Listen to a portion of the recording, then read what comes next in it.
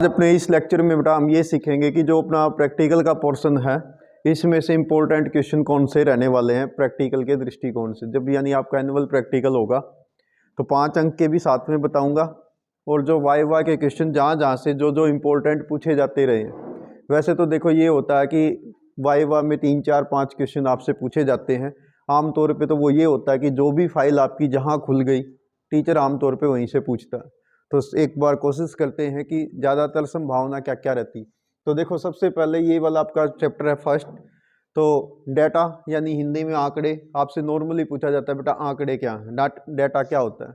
तो कोई भी संख्या आपकी जैसे छात्र संख्या वो भी डेटा है, कोई भी डिजिटल यानी कोई भी संख्या वो आंकड़े होते हैं। फिर आता है कि हमें आंकड़ों की ज़रूरत क्यों होती है। हमें ज़िंदगी में हर जगह आंकड़ों की ज़रूरत है। जैसे मान लो आपसे यही पूछा जाए भाई आपकी क्लास में स्टूडेंट कितने हैं, आज आए कितने हैं, तो ये भी दोनों अपने आप में आंकड़े हो गए। तो ऐसे बहुत सारी ज़रूरतें होती हैं। देन आता है कि आंकड़ों को आप कैसे प्रस्तुत करते हो। तो प्रस्तुत करने के 2-3 तरीके होते हैं। तो सबसे पहले उसमें बात करते हैं कि सोर्स, कि आंकड़े आपको मिलेंगे कहाँ से।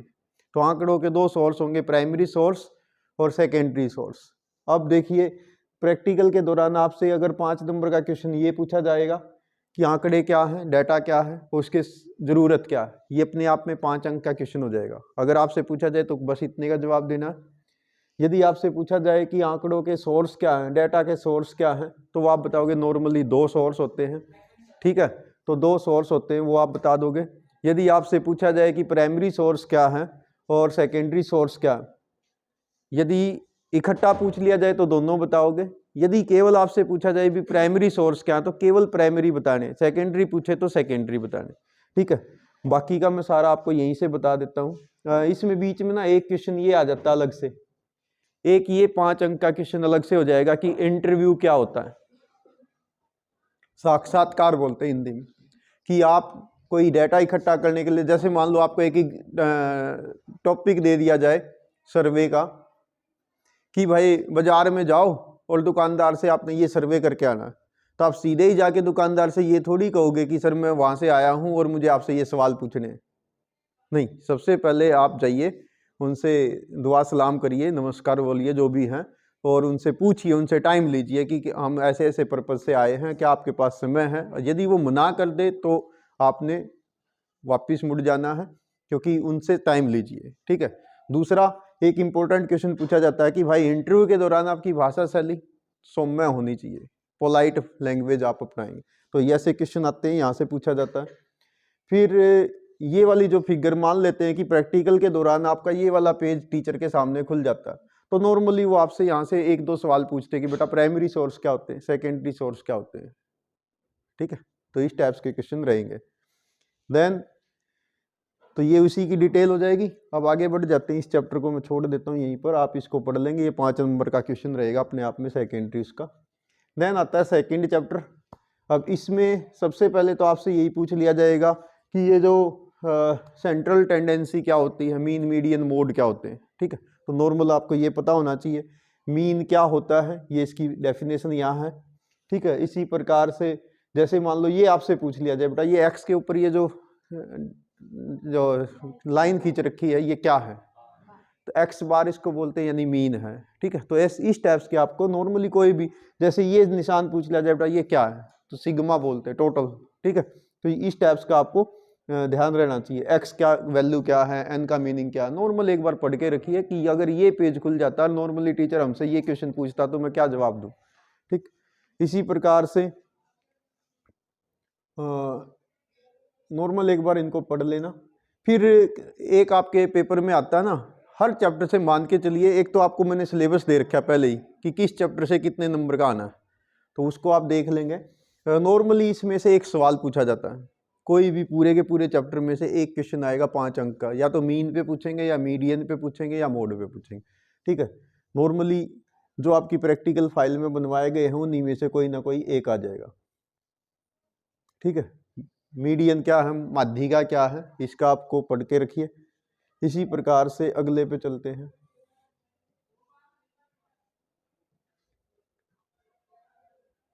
हाँ, ये वाला आ गया आपका चैप्टर नंबर 3।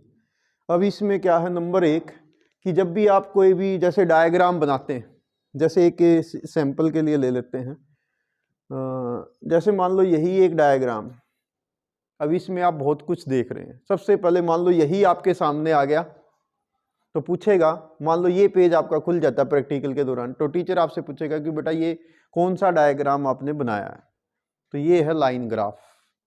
ठीक है, तो जैसे पूछ ले ये जो लाइन आपने की है ये कौन सी है, तो एक्स एक्सिस है। ये कौन सी है, वाई एक्सिस है।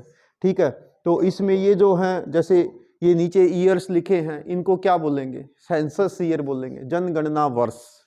सेंसस ईयर क्या होता है, तो जिस वर्ष जनसंख्या गिनी जाती है वो होता है। नॉर्मली तो टीचर पूछता है प्रैक्टिकल वाले पोर्शन से ही, बट ऐसे रिलेट क्वेश्चन हो गए तो वो आपसे डेफिनेशन भी पूछ सकता है कि फर्स्ट जनगणना कब हुई, लास्ट कब हुई थी, लेटेस्ट कब हुई थी, नेक्स्ट कब होनी है। ठीक, तो इस टाइप्स के आंकड़े आपसे पूछे जा सकते। तो इससे रिलेटेड एक ऊपर कुछ बातें हैं वो बता देता हूँ आपको।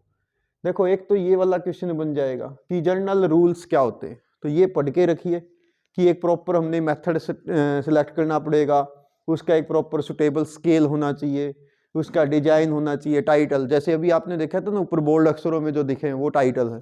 ठीक है, फिर लेजेंड यानी उसमें कुछ सिंबल होंगे, शेडिंग होगी, तो वो सारी उसमें लेजेंड में आ जाएंगी। देन आपसे पूछेगा डायरेक्शन। कई बार आप मैप के ऊपर ये देखेंगे तो टीचर आपसे जरूर पूछेगा कि बेटा इस एरो का क्या मीनिंग होता है, तो आप बताओगे कि मैप पर इस एरो का मतलब है कि ये नॉर्थ को रिप्रेजेंट कर रहा है।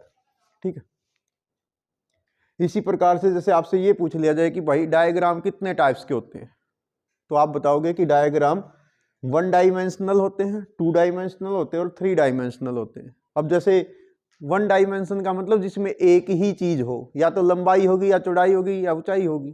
ठीक है, 2 में जिसमें लंबाई और चौड़ाई 2 हो सकती है, और 3 में जिसमें लंबाई चौड़ाई और ऊंचाई 3 हो। ठीक है, तो इस टाइप्स के ये इसके सामने लिखे हैं कौन से इनको पढ़ लेना। ठीक, तो जैसे लाइन ग्राफ के बारे में तो हमने मोटे तौर पे ये तो देख ही लिया था, तो ये उसका हो गया टाइटल, ये हो गया आपका ग्राफ। इसमें जैसे आपसे पूछ लिया जाए कि ये क्या रिप्रेजेंट कर रहे हो आप, तो उसमें आपको पता ही है कि इसमें हमने ग्रोथ रेट को रिप्रेजेंट किया है। अब जैसे आपसे ये पूछ लिया जाएगा यहाँ पर टीचर, क्योंकि वो अपना उनका नॉलेज भी है, तो आपसे क्रॉस क्वेश्चन भी करे जा सकते हैं। जैसे मान लो यहाँ पर पूछा जाए कि बेटा ये इतना डाउन क्यों आ गया, नेगेटिव में क्यों पहुंच गया,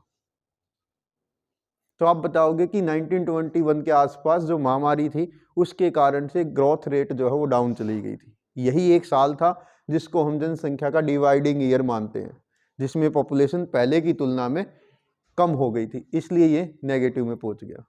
फिर आप जैसे ये देखेंगे यहाँ पर कि लगातार हमारी जनसंख्या बढ़ती रही 81 के आसपास, जो ग्रोथ रेट का हमारा तीसरी स्टेज थी। उसके बाद ये लगातार बढ़ तो रही है लेकिन डिक्लाइन है, ऑन एन एवरेज धीरे धीरे डाउन आ रही है। ठीक, तो ये पूरे की पूरी आपकी जनसंख्या का वो जो क्वेश्चन नहीं आपका सेकंड बुक के फर्स्ट चैप्टर का, उसको सारा रिप्रेजेंट कर रहा है अकेला डायग्राम। ठीक, नेक्स्ट पे आ जाओ। जैसे ये है, अब इसमें पूछे कि ये कौन सा ग्राफ है, तो ये भी लाइन ग्राफ है, लेकिन इसमें और पिछले वाले में क्या अंतर है कि वो ये कॉम्पिटेटिव है, तुलना कर रहा है। इसमें एक ही ग्राफ पे हमने 2-3 टॉपिक को यानी 3 स्टेट की डेटा की कंपेयर की है। ठीक है, तो ये कि 3 राज्यों का लिंगानुपात को हम एक साथ रिप्रेजेंट कर रहे हैं। उसमें से आपसे ये पूछ लिया जाए किस में सबसे कम है, किस में सबसे ज्यादा है, वो अब ये नहीं पता कि टीचर के माइंड में क्या क्या वहां पर आएगा, पर मोटे तौर पर इसी टाइप्स के टॉपिक रहेंगे। देन आता है बार ग्राफ। जैसे आपसे ये पूछ लिया जाए भाई ये कौन सा ग्राफ है, तो ये है बार डायग्राम, हिंदी में बोल देंगे स्तंभ आरेख। ठीक है, पिलर की तरह से ना। इसमें आपसे पूछ लिया जाए कि बेटा देख के बताना कि किस महीने में बारिश सबसे ज्यादा, तो आप बताओगे कि सर जून जुलाई में सबसे ज्यादा है। फिर आपसे ये पूछ लिया जाए कि जून जुलाई में सबसे ज्यादा क्यों है, क्योंकि इस टाइम मानसून का सीजन होता है। फिर आपसे ये पूछ लिया जाए, टीचर ये भी पूछ सकता है कि भाई अच्छा ये बताओ इसका टेम्परेचर के साथ कोई संबंध है क्या। आप देखेंगे जून जुलाई में टेम्परेचर सबसे ज्यादा, उसी टाइम बारिश सबसे ज्यादा। इधर रिवर्स में देख रहे हो, दिसंबर में और जनवरी में टेम्परेचर सबसे कम होता है, उस टाइम बारिश भी सबसे कम है। तो व्हाट इज द कोरिलेशन। ठीक है, तो ये सारे आप ध्यान रखेंगे। कोरिलेशन है क्योंकि जब टेम्परेचर ज्यादा होता है तो लो प्रेशर होता है, लो प्रेशर में वायु समुद्र से सतल की ओर चलेगी और उस टाइम वायु ज़्यादा मॉइस्चर को एब्जॉर्ब करेगी और वो मानसून सीजन होता है इसलिए बारिश होती है। दिसंबर जनवरी में उल्टा हो जाएगा, हाई प्रेशर होगा, इस टाइम सतह से जमीन जल की ओर वायु जाती है और वायु शुष्क हो जाती है इसलिए बारिश नहीं होती। ये कोरिलेशन है, ठीक है। तो ये देन आपका अब ये वाला है, इसमें ये कौन सा ग्राफ है भाई, तो ये लाइन एंड बार दोनों कंबाइंड है, ठीक है। तो इसको हम बोलेंगे कंबाइंड ग्राफ, लाइन प्लस बार, ठीक। और ये है, ये क्या है, ये कॉम्पिटेटिव बार डायग्राम है, तुलनात्मक दंड आरेख, तुलनात्मक स्तंभ आरेख। किस चीज की तुलना कर रहे हो, पर्सन, टोटल कितनी जनसंख्या उसमें से मेल कितने हैं, फीमेल कितने हैं, पुरुष कितने हैं, महिलाएं कितनी, अलग अलग सेंसस के अनुसार, ठीक है। तो ये सब आप देखेंगे। आपसे ये पूछ लिया जाए ये क्या है, ये इंडेक्स है। इंडेक्स क्या मदद करता है, तो इंडेक्स मदद करता है हमारे डाटा को रिप्रेजेंट करने में, कि हम पहचाने कैसे कि किस बार से हमने कौन से डाटा को रिप्रेजेंट किया है, कौन से आंकड़ों को प्रस्तुत किया है, ठीक है। देन ये आपका देख लो कंपाउंड हो जाएगा, ये भी तुलनात्मक ही है, ठीक है। ये तुलना कर रहा है कि थर्मल कितनी, हाइड्रो कितनी, न्यूक्लियर, तो इनको पढ़ के रखिए। देन आता है पाई डायग्राम। अब ये गोल है, वृत्त आरेख, एक बार दिखाई देता हूं आपको, आपने बनाया भी होगा ये वाला वृत्त आरेख। अब इसमें जो क्वेश्चन पूछे जाएंगे वो आपसे पूछ लिया जाए, भाई इसमें डिग्री कितनी होती, 360 डिग्री होती। आपने इनके कोण कैसे बनाए, आपके आंकड़े तो ऐसे थे, आपने इनको डिग्री में कैसे कन्वर्ट किया, कैसे कैलकुलेशन की, तो उस कैलकुलेशन का मेथड क्या है, ये वाला मेथड आप याद रखेंगे। यहां पर है, जो वैल्यू दी गई है उसको मल्टीप्लाई कर लिया, जो गिवन स्टेट की वैल्यू प्लस टोटल स्टेट की वैल्यू मल्टीप्लाई बाय 360।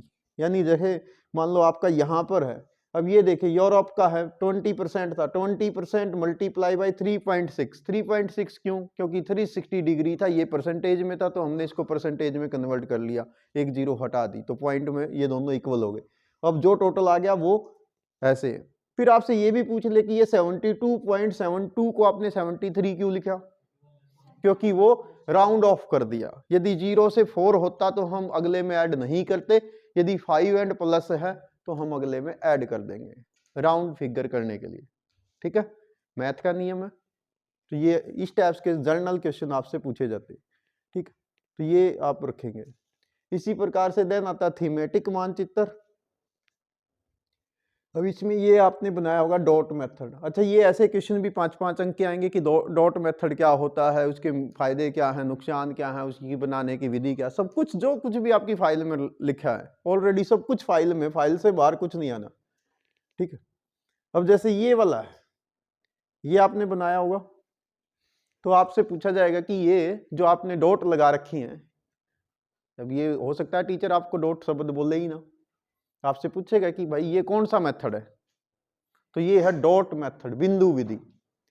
बिंदु विधि में क्या करते हो, बिंदु के द्वारा हम डेटा को रिप्रेजेंट करते हैं। एक बिंदु कितने को दिखा रही, 2 लाख पर्सन को दिखा रही।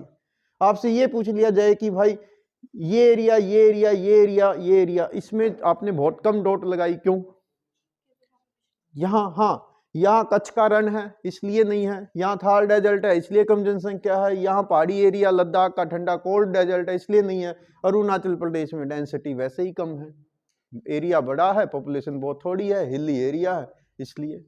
आपसे उल्टा पूछ लिया जाए कि दिल्ली के पास आपने इतना डायरेक्ट क्यों कर दिया, क्योंकि यहाँ पर जनसंख्या बहुत ज्यादा है। यदि डेंसिटी की बात करें तो यहाँ पर स्क्वायर किलोमीटर 29,000 व्यक्तियों के आसपास रहते हैं।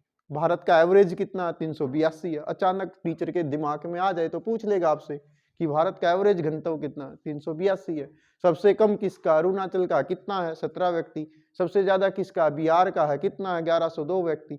तो ऐसे आपसे क्रॉस क्वेश्चन हो सकते हैं, ठीक है। वैसे तो रहता है कि प्रैक्टिकल से ही पूछे, बट रिलेटेड हो सकते हैं। नेक्स्ट आता है चौरोप्लेट्स। तो ये आपकी वर्ण मात्री इसको हिंदी में बोलते हैं। तो इसमें क्या करते हैं हम, इसके द्वारा हम शेडिंग के द्वारा दिखाते हैं। अब जैसे आप यहाँ पर देख रहे हैं कुछ शेडिंग हमने अलग अलग की है, यानी छाया विधि भी इसको एक प्रकार से हम बोलते हैं, शेडिंग करते हैं अलग अलग।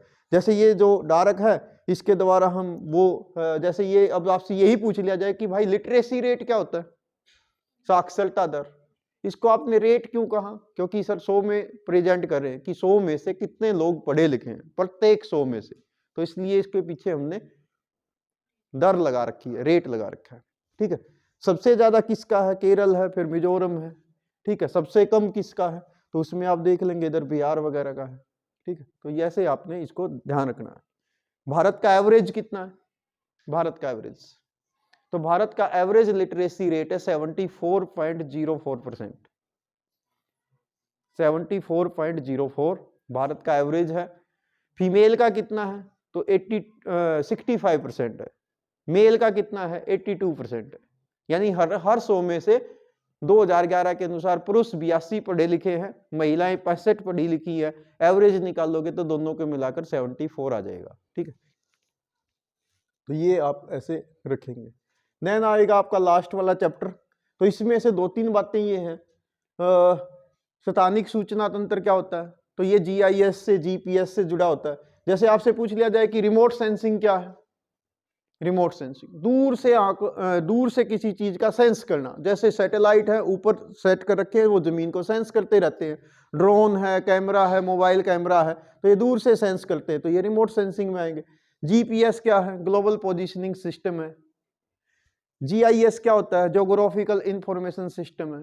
ठीक है, तो इस टाइप्स की आपसे कुछ डाटा पूछे जा सकते हैं। कार्टोग्राफी क्या होती,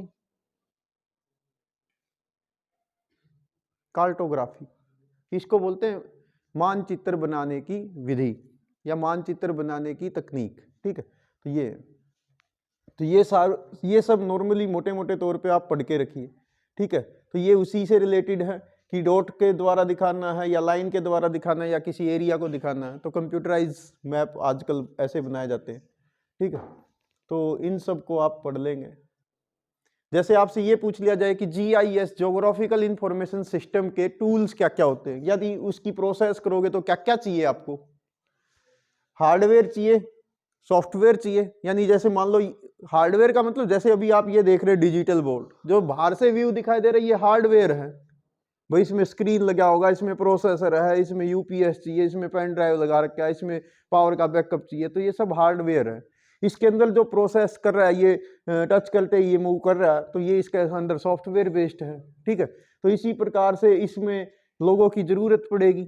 जैसे मान लीजिए अभी हम ये काम कर रहे हैं, तो एक व्यक्ति आपके लिए टीचर के रूप में लेक्चर दे रहा है, एक व्यक्ति कैमरे के रूप में उसको प्रोसेस को रिकॉर्ड कर रहा है। तो इस प्रकार से फिर जो कुछ भी डाटा, जो कुछ भी आपने काम किया उसको स्टोर करोगे, फिर लास्ट में जाकर उसको प्रोसेस करोगे और तब जाके आपके पास आउटपुट आएगा। ठीक है, तो ये सारा ऐसे रहता है। तो इसमें पूछ लिया जाता है कि GIS क्या है, इसके हार्डवेयर क्या होते हैं, सॉफ्टवेयर क्या होते हैं, इसके बारे में लिखो या बताओ। वाइवा में आ गया तो पूछेंगे और लिखने में आ गया तो लिख के बताने। जैसे ये आपका आ जाएगा कि ये ग्रिड मेथड है या ये एक रास्टर डाटा होता है, एक वेक्टर डाटा होता है, दोनों में बस वही है कि क्वालिटी का डिफरेंस रहने वाला है। तो इनको आप पढ़ के रखिए। तो ये था आपका लगभग सारा। लास्ट में ये वाला टॉपिक पढ़ लेना, आखिर में यही पूछा जाता है रास्टर और वेक्टर में क्या अंतर। तो प्रैक्टिकल से रिलेटेड ये इंपॉर्टेंट आपका रहने वाला है, तो इसको खूब आप अध्ययन करिए।